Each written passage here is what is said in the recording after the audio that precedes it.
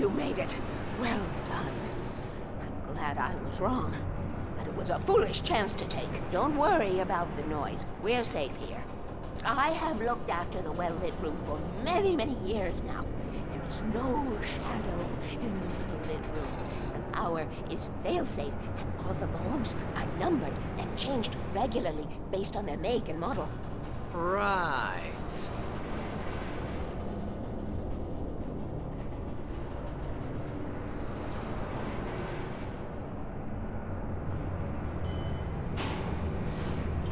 There's an old army base at Raincoat Point, north of here. It was active during the Second World War. They operated here back then. They must have built this. Yes, they did. It's my place now.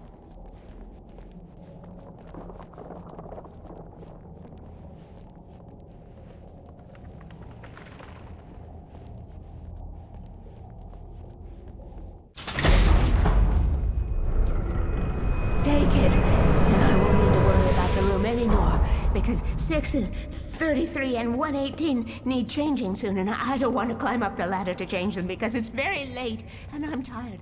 And if you take it, I won't have to do that anymore. The page was autobiographical, a memory from my childhood. But I didn't write this. It was a page written by Thomas Zane. None of them were supposed to exist anymore. Alan, 7 years old, would fight sleep to the bitter end. When he did sleep, he soon woke up, screaming, the nightmares fresh in his mind. One evening, his mother, sitting by his bed, offered him an old light switch. She called it the clicker, and flicking the switch would turn on a magical light that would drive the beast away. To imbue the talisman with all possible power, she added that it had been given to her by Alan's father. Alan never knew him, and anything of his took on mythical proportions in his mind. With the clicker firmly in his hand, Alan finally slept like a baby. Now, almost 30 years later, Alan thought of this as he stood on the rim of Cauldron Lake, the clicker in his hand. He took a deep breath and jumped. My mind swirled. I'd given the clicker to Alice, yet it was here. Zane had written it into existence in a story I had written. I can get to her now. I can finish this.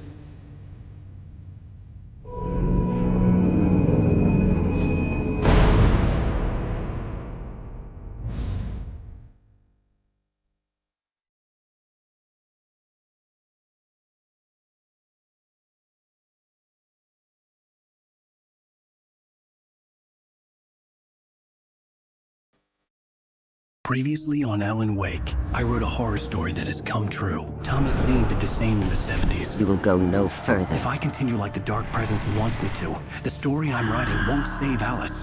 It's a horror story. No one will survive. You knew Zane! Thomas Zane! You're the Lady of the Light in the song! He left something behind to help me. The clicker. Alan thought of this as he stood on the rim of Cauldron Lake, the clicker in his hand. He took a deep breath and jumped.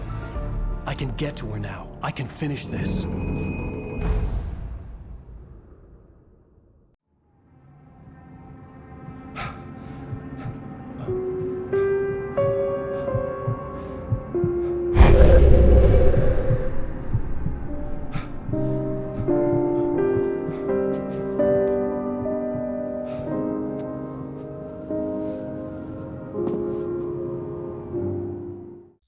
I had a hangover. My head was about to explode and the light hurt my eyes. I needed my sunglasses and painkillers to dull the pain. In one of my finer moments of self-deception, I swore to quit drinking.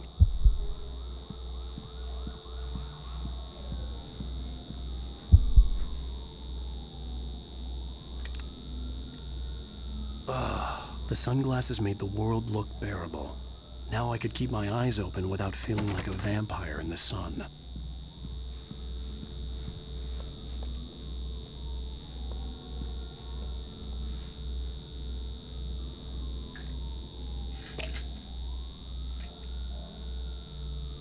The pills worked fast. The prospect of being awake started to seem bearable again.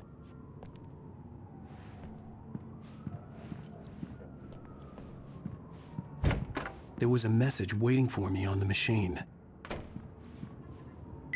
You have one new message.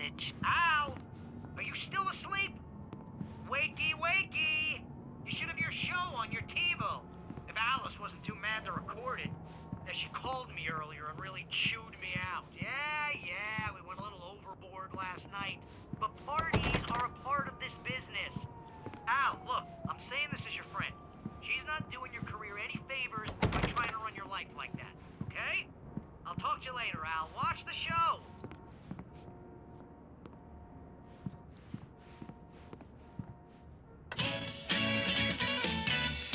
Ladies and gentlemen, welcome back to the Harry Dalit Show. Thank you. Thank you, everybody.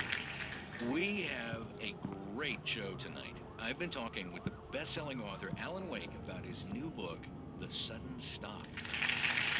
Yeah, good read. Go buy it. No, it is a good read. Look, I'm gonna be honest here. Is that wise?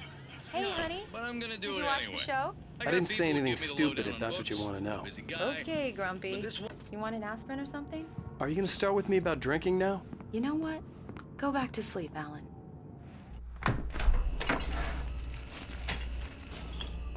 What? Now you can't even talk to me? Well, this morning I was angry because you said you'd be home at midnight and you showed up at 7 a.m. and passed out in mid-sentence. Now I'm over it. Are you angry? This goddamn tour. It's gotten out of hand. Oh, honey. It's almost over, right? We can get back to normal. Then you can start writing again. I'm sorry, honey. Alan, you're not thinking straight. Just take a shower and go back to bed, huh? Yeah, you're right, honey. I'm sorry. Once this is over, let's go away together. A vacation. Just you and me. Some peace and quiet.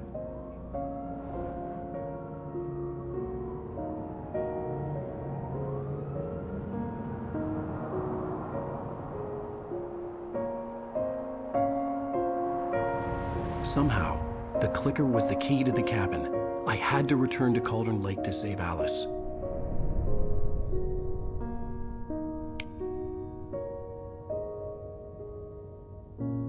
I'm going back to the lake to finish this. I'm going to write an ending to the story in the manuscript on my own terms, to make it all right. Why can't you just write it here?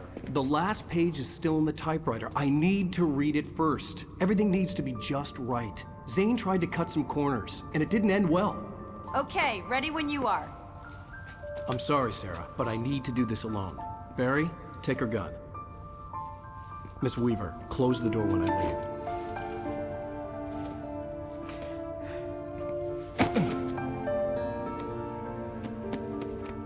Good luck, Al. See you later.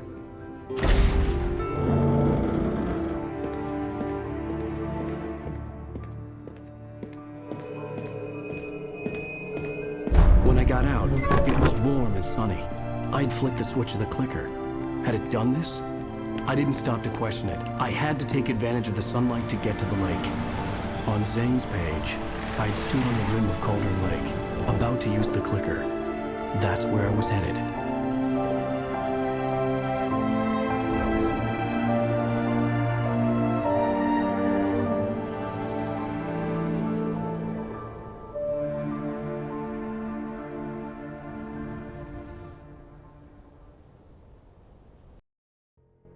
Alone, in daylight, surrounded by the beauty of the Pacific Northwest landscape, it was hard not to let doubt creep in one last time.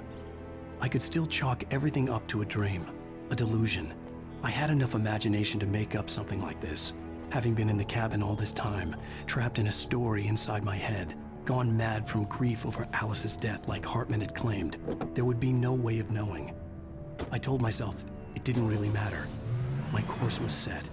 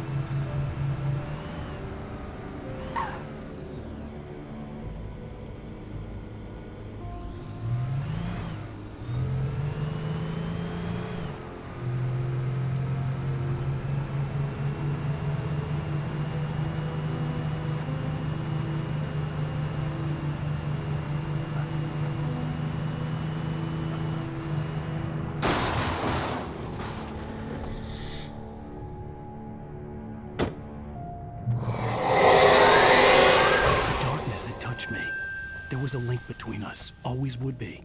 I could feel its presence.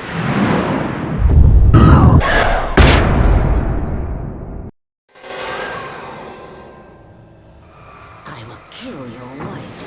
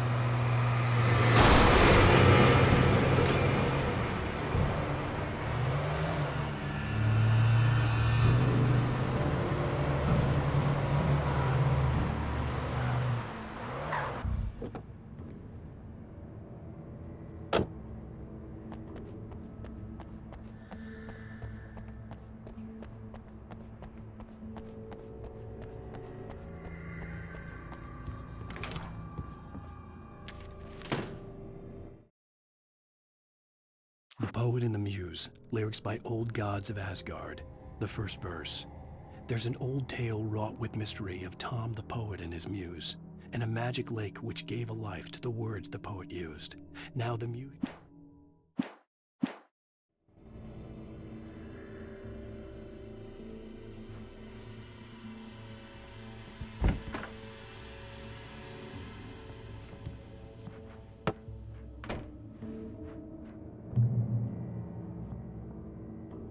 Based on the signature in the motel register, Agent Nightingale had stayed here, in room number 2.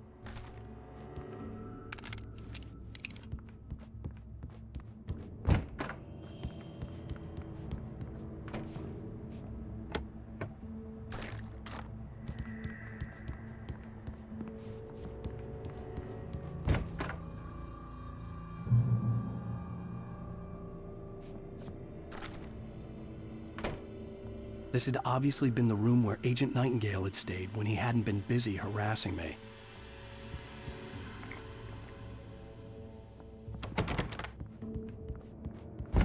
Look after yourself and your co-workers! Could have fooled me, pal.